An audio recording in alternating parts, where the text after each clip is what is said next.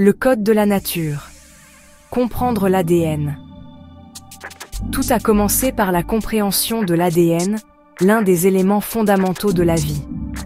Alors que l'humanité cherche depuis des années à augmenter la vitesse de traitement avec des ordinateurs à base de silicium, la nature abritait déjà en elle-même un système de traitement de l'information magnifique, l'ADN. L'ADN ne transporte pas seulement l'information génétique, il agit aussi comme une remarquable machine biologique qui stocke et traite des données. De plus, ce système est incroyablement efficace en termes de consommation d'énergie. Bien que l'ADN dans une cellule occupe très peu de place, il peut potentiellement stocker des pétaoctets de données. Cette prise de conscience a soulevé une nouvelle question dans le monde scientifique. Pourquoi ne pas utiliser des structures biologiques comme l'ADN pour créer des ordinateurs ? Les limites du silicium. Les ordinateurs traditionnels rencontrent des limitations physiques.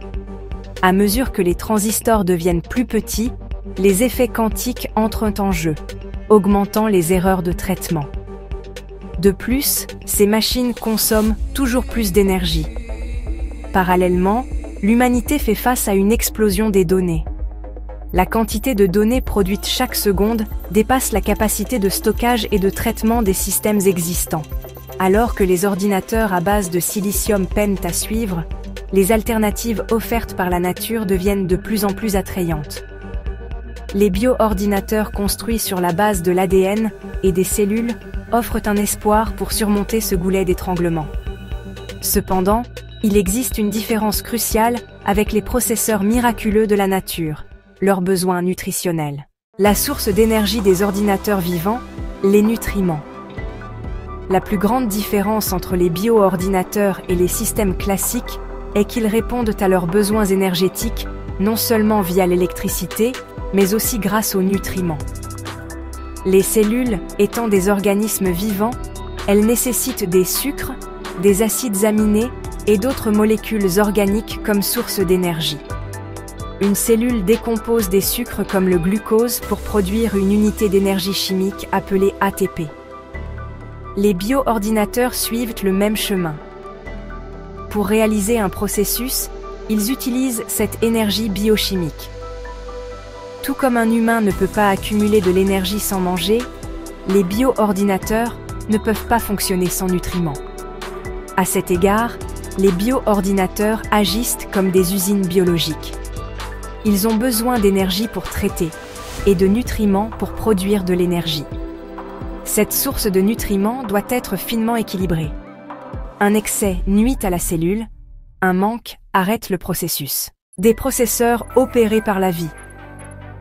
Un bio-ordinateur nécessite non seulement un brin d'ADN, mais aussi toute l'infrastructure biochimique d'une cellule.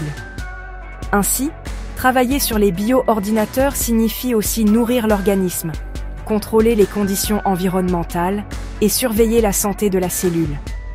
Le besoin de nutrition ouvre de nouvelles opportunités. Par exemple, les nutriments que vous fournissez à un bio-ordinateur peuvent déterminer quelle information est traitée ou quel résultat est obtenu.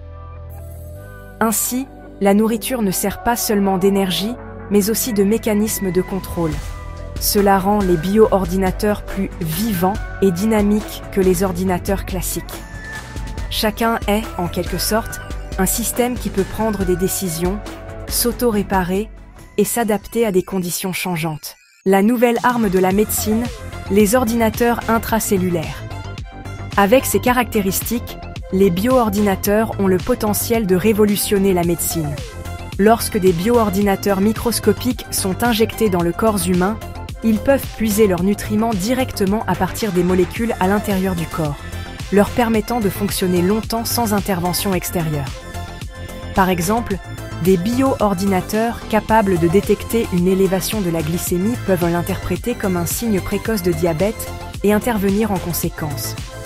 Ou ils peuvent détecter différentes molécules sécrétées par les tumeurs et transmettre cette information à d'autres cellules ou aux médecins.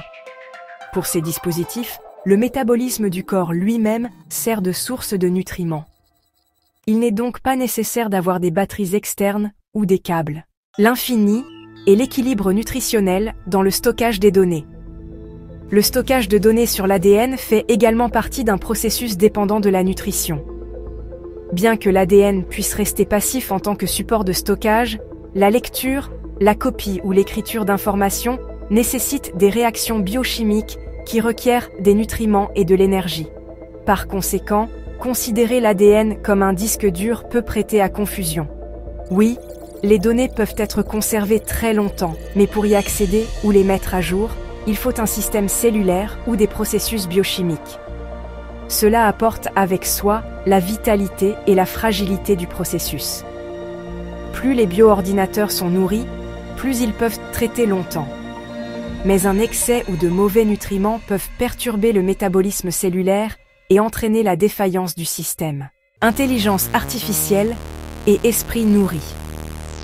Le potentiel des bioordinateurs en intelligence artificielle est également étonnant. Notre cerveau est le bioordinateur le plus avancé au monde en termes d'efficacité énergétique.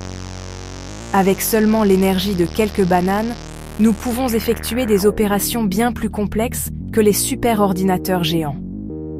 Ainsi, les systèmes d'IA alimentés par des bioordinateurs pourraient répondre à leurs besoins énergétiques à partir de sources naturelles comme le sucre, de façon durable. Cela ouvre la porte à un avenir où l'IA pourrait devenir un esprit vivant et nourri, alors que les ordinateurs classiques ont besoin d'une prise électrique pour fonctionner, les bioordinateurs peuvent fonctionner des heures avec une simple goutte de glucose. Défis et limitations. Bien sûr, tout n'est pas si simple. Nourrir les systèmes vivants fournit non seulement de l'énergie, mais impose aussi des sensibilités environnementales. La chaleur, le pH et les toxines peuvent affecter l'efficacité des bioordinateurs. Par conséquent, l'environnement des bioordinateurs doit être soigneusement contrôlé. De plus, les risques de hacking des bioordinateurs ne sont pas seulement numériques, mais aussi biologiques.